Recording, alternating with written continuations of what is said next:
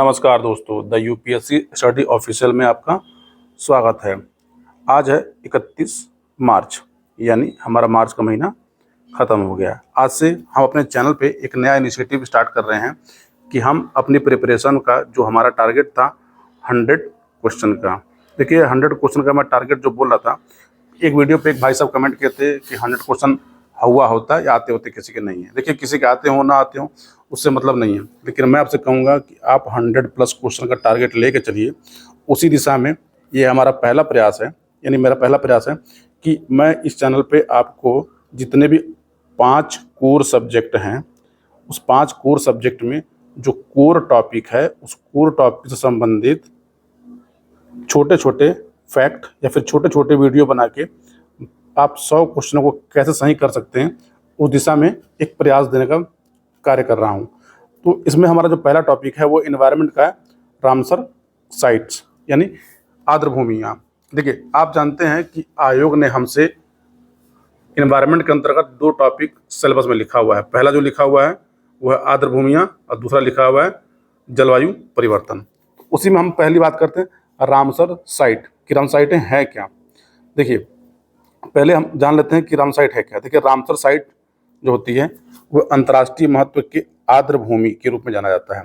आर्द्रभूमि पर Ramsar convention के तहत कुछ क्षेत्र होते हैं। अब देखिए रामसर के बारे में पढ़ें। रामसर ईरान में एक शहर का नाम है। वर्ष 1971 में वेटलैंड को यानी आर्द्रभूमियों को संरक्षण देने के लिए यहाँ पर एक बैठक आयोजित की गई थी। उसी बैठक के नाम पर इसको रामसर कन्वेंशन का नाम दिया गया। इस संधि के अंतर्गत उद्देश्य क्या है कि आर्द्रभूमियों का संरक्षण और बुद्धिमानी से उसका उपयोग कैसे अधिकतम किया जाए। तो देखिए वहाँ पर जो परिभाषा दी गई थी कि वेटलैंड किसको बोलते हैं या किसको नहीं बोलते, यानी वेटलैंड है क्या। जैसे मान लीजिए आपसे आयोग अगर ये पूछ ले कि वेटलैंड में किन किन भूमियों को शामिल किया जाता है, तो आप पहले समझिए कि वेटलैंड में जो है दलदल, पीटलैंड या फिर पानी के क्षेत्र, चाहे वो प्राकृतिक हो या कृत्रिम हो। यहाँ 2 वर्ड रखिएगा, आयोग आपको यहाँ फंसाएगा, एक है प्राकृतिक एक है कृत्रिम। अगर ऑप्शन में आपको दोनों दे दिया तो आप सोचेंगे जब बात कर रहा है वेटलैंड की तो आप हमेशा प्राकृतिक पर टिक करेंगे, लेकिन याद रखिएगा कि वेटलैंड के अंतर्गत प्राकृतिक और कृत्रिम, स्थायी या अस्थायी, जहाँ पर पानी स्थिर बहता हुआ, ताज़ा, खारा या नमक वाला हो, जिसमें समुद्री जल के क्षेत्र भी शामिल हैं, उनको रामसर साइटों के अंडर में रखा जाता है। और जहाँ पे भी ज्वार आते हो 6 मीटर से अधिक नहीं होता, उन क्षेत्रों को भी रामसर साइट के अंदर में रखा जाता है। यानी एक सिंपल सी बात समझ लीजिए कि रामसर साइट के अंदर में कौन कौन सी चीज़ें रखी जाएंगी, यानी दलदल, दलदल वाली भूमि, दलदल भूमि जिसको पीटलैंड बोलते हैं, प्राकृतिक या कृत्रिम रूप के पानी के जहाँ पर रुकता हो वो स्थान, वो अस्थायी हो चाहे अस्थायी हो। यानी इस परिभाषा को आप रट लीजिए। अगर आयोग आपसे कथन कार्य में पूछता हो तो आपको यहाँ से एक प्रश्न बना के पूछ सकता है। यानी यहाँ तो क्लियर हो गया कि रामसर साइटें होती क्या हैं। तो देखिए रामसर साइट पे जो है मैंने आपको पहले बताया कि है क्या, कि ईरान के शहर के नाम पर 2 फरवरी 1971 पर इस पर हस्ताक्षर किए गए थे, ठीक। और प्रत्येक वर्ष 2 फरवरी को विश्व आर्द्रभूमि दिवस मनाया जाता है। प्रत्येक फरवरी को 2 फरवरी को आर्द्रभूमि दिवस मनाया जाता है। देखिए कोई भी देश जब रामसर कन्वेंशन को स्वीकारता है तो उसे कम से कम अपने देश में एक आर्द्रभूमि को नोटिफाई करना होता है। पहली बात तो ये होती है, अगर वो एक भूमि को नोटिफाई करेगा और तब जाके उसमें शामिल होता है। देखिए दुनिया भर में अब तक जो है 171 पार्टियों ने रामसर कन्वेंशन को रेटिफाई किया है, जिसमें 2400 से अधिक रामसर साइटें पूरी दुनिया में मौजूद हैं, ठीक। देखिए दुनिया की जो पहली रामसर साइट थी वो थी ऑस्ट्रेलिया का कोबार्ग प्रायद्वीप, जिसे 1974 में नामित किया गया था। और पूरी दुनिया में सबसे अधिक रामसर साइट जो होती हैं वो यूनाइटेड किंगडम में 175 हैं और दूसरे स्थान पे मैक्सिको है, वहाँ 142 है। दुनिया का जो सबसे बड़ा रामसर साइट है वो है बोलिविया में पाया जाता है। ये फैक्ट आप याद रखिएगा, अब तक आयोग इस फैक्ट को पूछा नहीं है। ये जो मैंने आपको 3 फैक्ट बताए हैं, इन 3 फैक्टों को जरूर याद रखिएगा, क्योंकि यहाँ से क्वेश्चन बन सकता है। कि मैं दोबारा इसको रिपीट कर दे रहा हूँ कि दुनिया की पहली रामसर साइट जो थी कोबार्ग प्रायद्वीप कहाँ पर है, ऑस्ट्रेलिया में है। सबसे अधिक रामसर साइटें कहाँ पाई जाती हैं, यूनाइटेड किंगडम में 175, नंबर 2 पे कौन सा है, मैक्सिको, और जो सबसे बड़ा रामसर साइट है वो है बोलिविया के अंडर में आता है।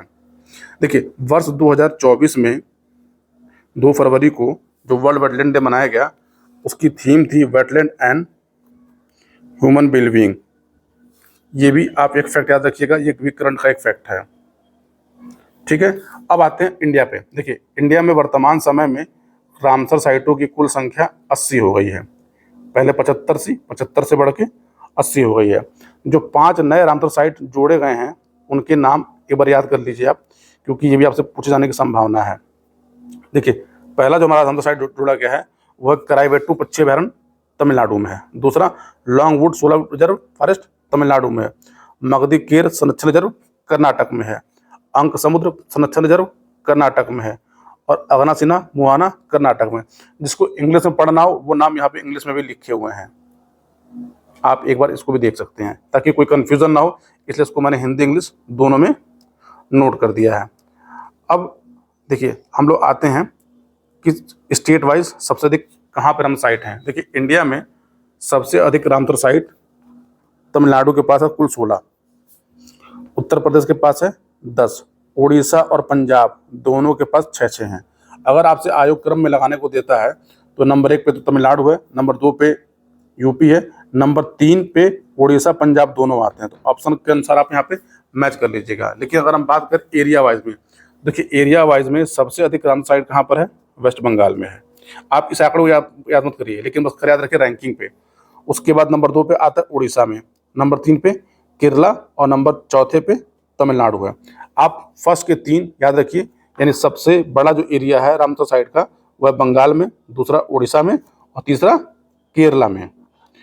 अब आते हैं, देखिए ये दोबारा वही है, सबसे बड़ा रामसर साइट है कौन सा। देखिए इंडिया में जो सबसे बड़ा रामसर साइट है वो है सुंदरबन वेटलैंड जो वेस्ट बंगाल में है। इसको आप नहीं याद कर सकते हैं। दूसरा कौन सा है, वेम्बनाड कोल लेक केरला में है, और तीसरा हमारा चिल्का लेक उड़ीसा में है। एटलीस्ट 3 तो आप याद जरूर कर ही लीजिए।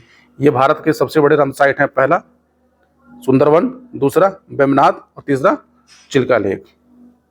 अब आते हैं स्मॉलेस्ट पे।